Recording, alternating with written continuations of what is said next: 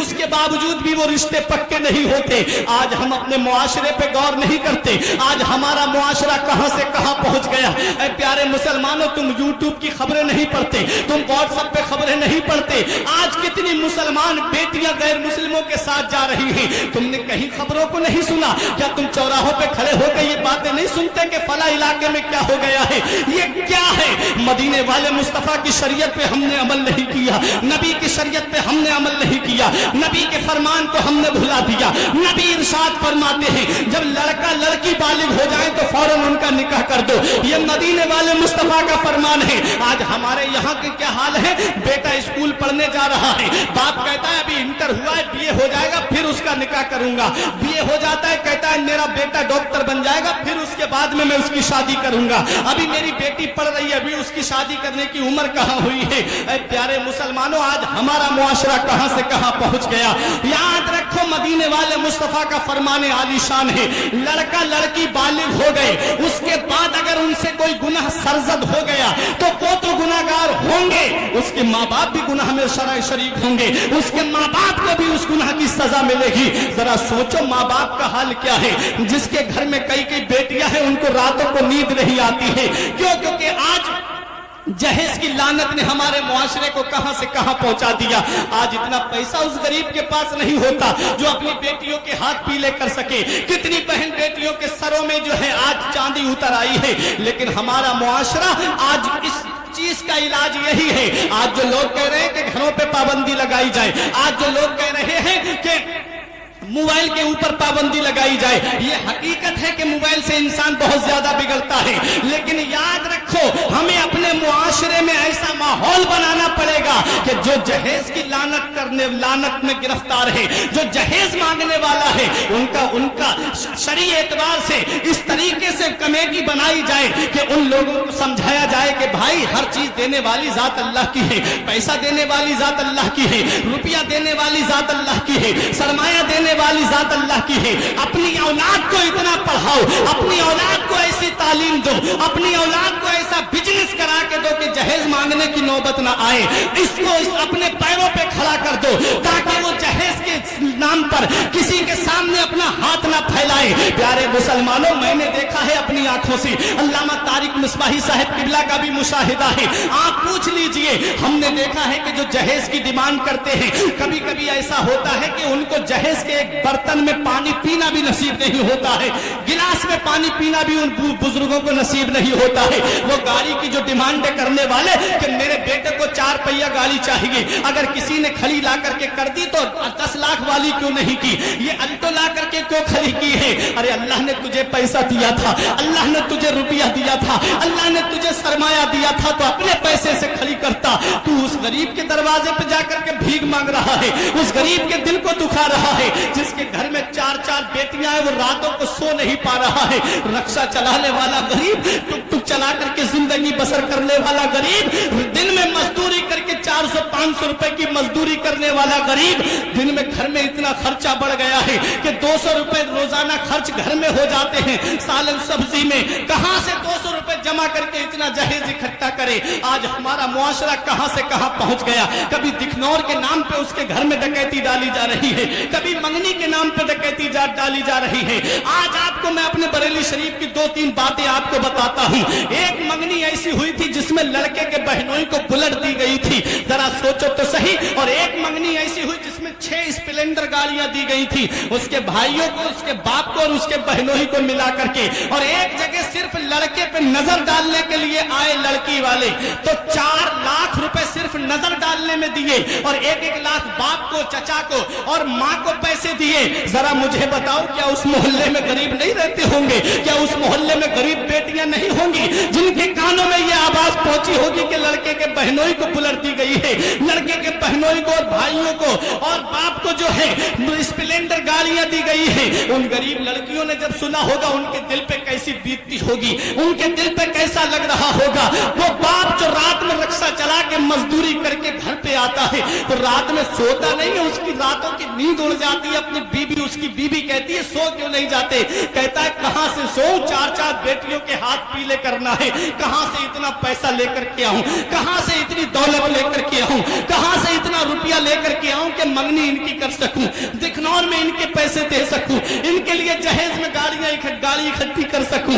वो रातों को सोता नहीं है। ए प्यारे मुसलमानों, अल्लाह ने तुमको दौलत दी थी, अल्लाह ने तुमको पैसा दिया था, अल्लाह ने तुमको सरमाया दिया था। क्या अच्छा होता कि उस गरीब के घर पे जाकर कहते भाई हर चीज अल्लाह ने मुझे दी है, दौलत मेरे पास है, पैसा मेरे पास है, घर मेरा बेहतरीन बना हुआ है, एसी मेरे घर में लगी है, फ्रिज मेरे घर में है, वॉशिंग मशीन मेरे घर में है, बेड का इंतजाम मेरे घर में है, बस एक बेटी की कमी है जो मैं तेरे पास लेने के लिए आया हूँ। मैं तेरे घर से तेरी बेटी को लेकर के जा रहा हूँ। उस गरीब का दिल रह जाता।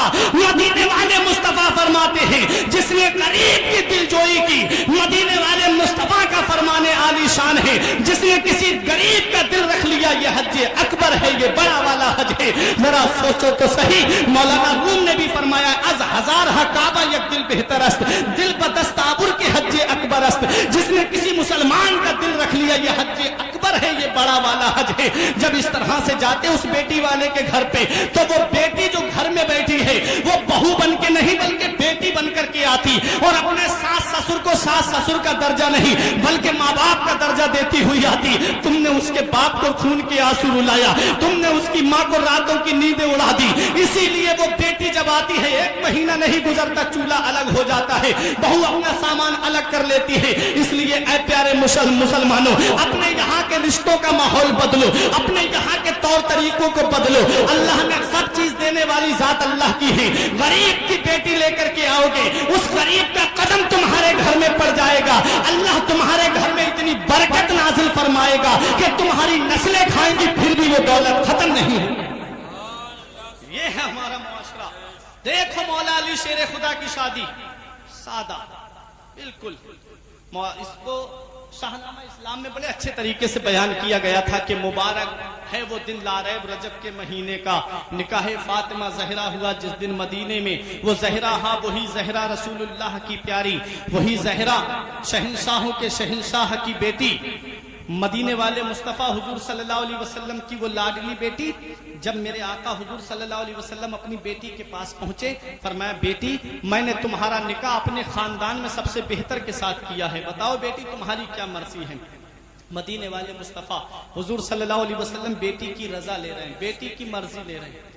हमको भी चाहिए कि जो बेटी वाले हैं, अगरचे वो नहीं पूछ सकते लेकिन अपनी बीवी यानी बेटी की माँ से तो कह सकते हैं कि तू मशवरा ले ले, क्योंकि जिंदगी उसे गुजारना है कि बेटी फला लड़के के साथ तेरा निकाह करने जा रहे हैं, क्या तू राजी है?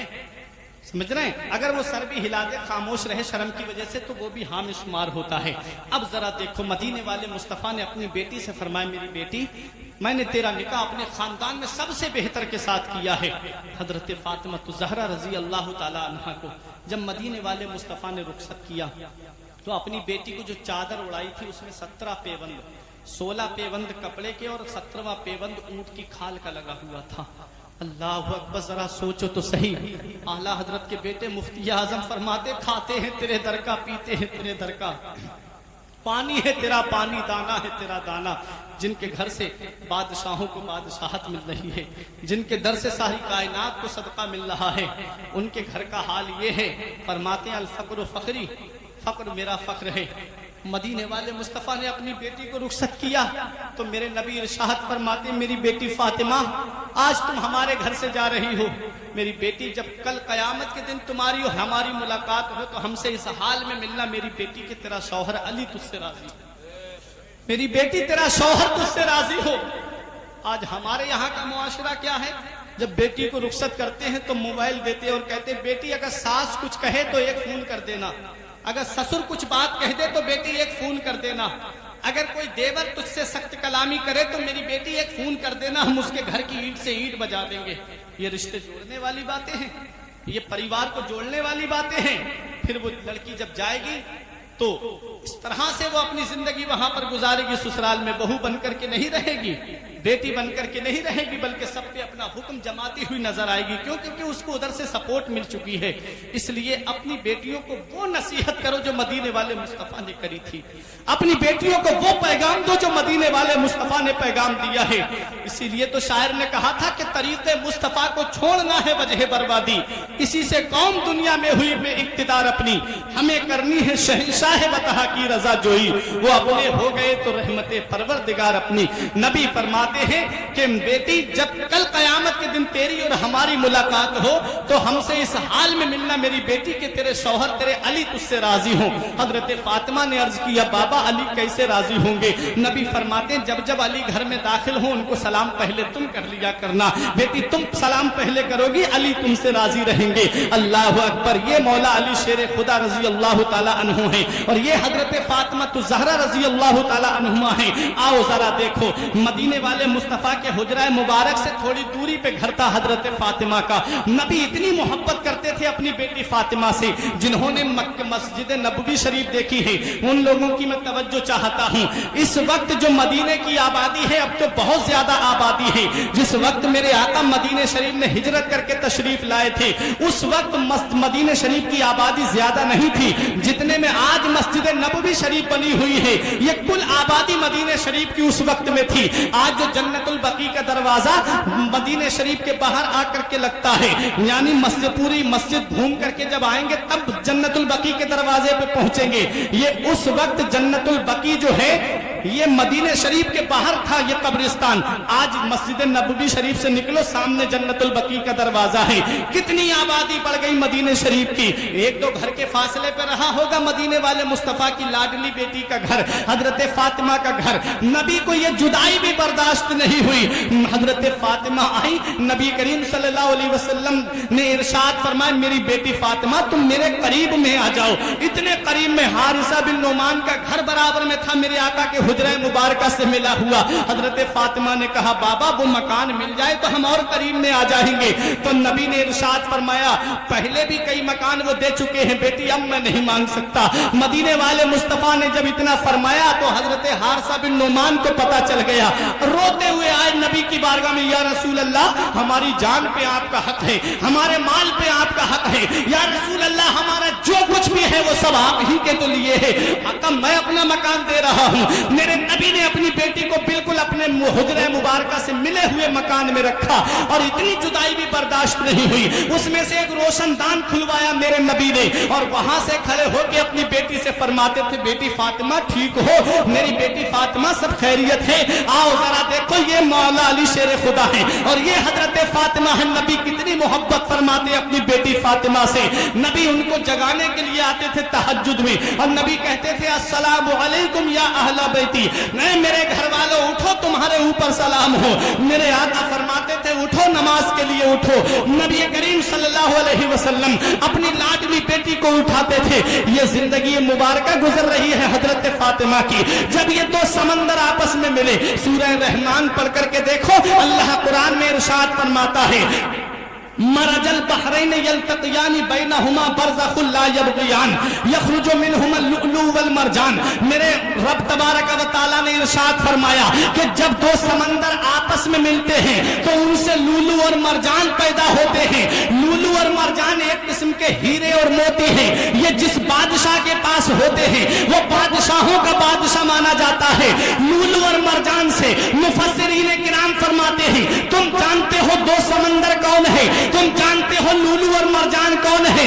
फरमाते हैं कि जो दो समंदर है, एक समंदर का नाम मौला अली है और दूसरे समंदर का नाम हजरत फातिमा है। और जब ये दोनों समंदर आपस में मिले तो इनसे जो लूलू और मरजान पैदा हुए, एक लूलू का नाम इमाम हसन है, एक का नाम इमाम हुसैन है, एक का नाम इमाम मुहसिन है और हजरत ज़ैनब है, हजरत रुकैया है। क्या बात रजा उस चमनिस्ताने करम की, क्या बात रजा उस चमनिस्ताने करम की। ज़हरा है कली जिसमें हुसैन और हसन थे। ये है जब ऐसे हसीन गुलशन में कि बाप सरदार औलिया, नाना तमाम नबियों का सरदार, माँ तमाम जन्नती औरतों की सरदार, ऐसे हसीन गुलशन में जो फूल खिलते हैं, एक फूल को इमाम हसन कहते हैं और दूसरे फूल को इमाम हुसैन कहते हैं। जब ये हसीन गुलशन में जब ये दो फूल खिले, मदीने वाले मुस्तफा ने इनका नाम एक का हसन और एक का नाम हुसैन रखा है।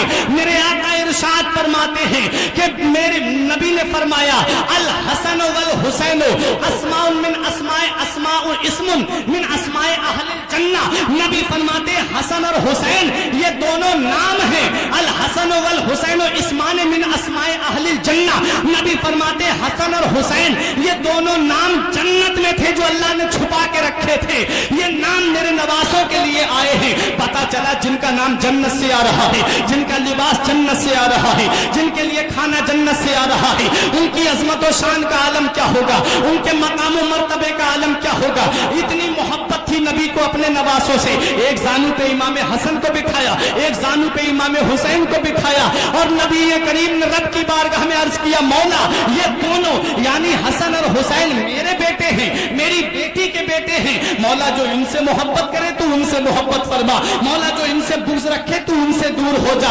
हज़रात नबी करीम सल्लल्लाहु अलैहि वसल्लम इमाम हसन से मोहब्बत करने का हमें पैगाम दे रहे हैं, इमाम हुसैन से मोहब्बत करने का हमें पैगाम दे रहे हैं। हमने दुनिया का जायजा लिया है, जो अहले बैत की मोहब्बत में दुनिया से जाता है। अभी अल्लामा तारिक मिसबाही साहब किबला ने हदीस पाक आपको सुनाई, वमन माता अला हुब्बे आले मोहम्मद माता शहीदा।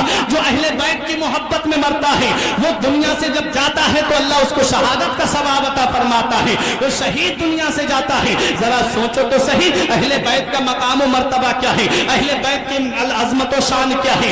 ये हजरत इमाम हसन रजी अल्लाह ताला अन्हु है, इनकी अज़मत और शान ये थी क्योंकि अल्लामा तारिक मिसबाही साहब किबला ने